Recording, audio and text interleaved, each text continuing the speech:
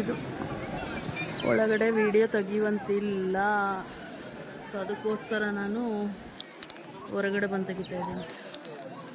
ಒಳಗಡೆ ದರ್ಶನ ಆಯಿತು, ಈಗ ಹೊರಗಡೆ ಬಂದಿದ್ದೀವಿ, ತೆಗಿಯೋ ಆಗಿಲ್ಲಂತೆ. ಎಲ್ಲ ಫೋಟೋಗಳು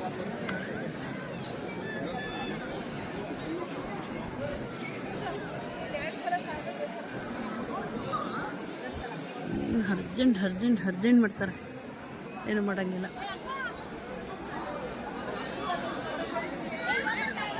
ಬಟ್ ಏನೋ ಅಷ್ಟು ಕ್ಲಿಯರಿಟಿ ಗೊತ್ತಾಗ್ತಿಲ್ಲ ನನಗೆ.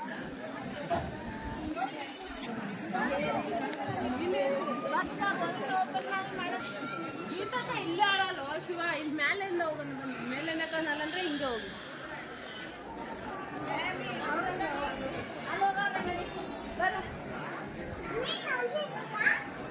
ಗೋಪುರ ಶೃಂಗೇರಿ ಶಾರದಾಂಬ ಗೋಪುರ. ಛತ್ರಿಲೇಗ ಇಲ್ಲಿದ್ದಾರೆ ಅವರು.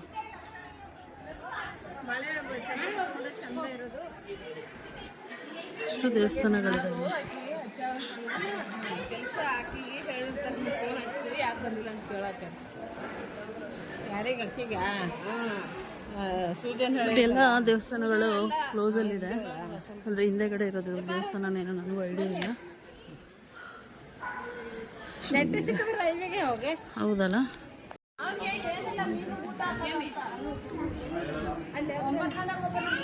8:00ವರೆಗೇನೆ ಮಳೆನೂ ಇದೆ, ಒಂಥರ ಬಿಸಿಲು ಇದೆ.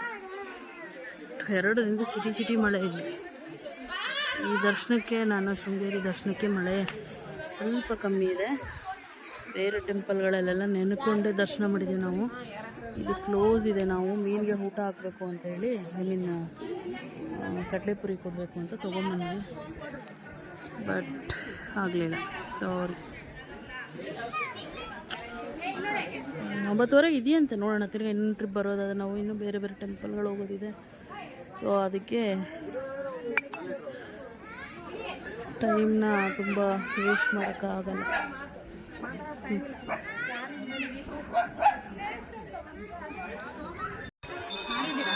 ಅಲ್ಲಿ ದೇವಸ್ಥಾನಕ್ಕೆ ಹೋಗಿ ಬರ್ತೇವೆ, ಮತ್ತೆ ಆ ಕಡೆ ಆ ಕಡೆ ಹೋಗೋಣ, ಬರ್ತೇವೆ ನೋಡೋಣ.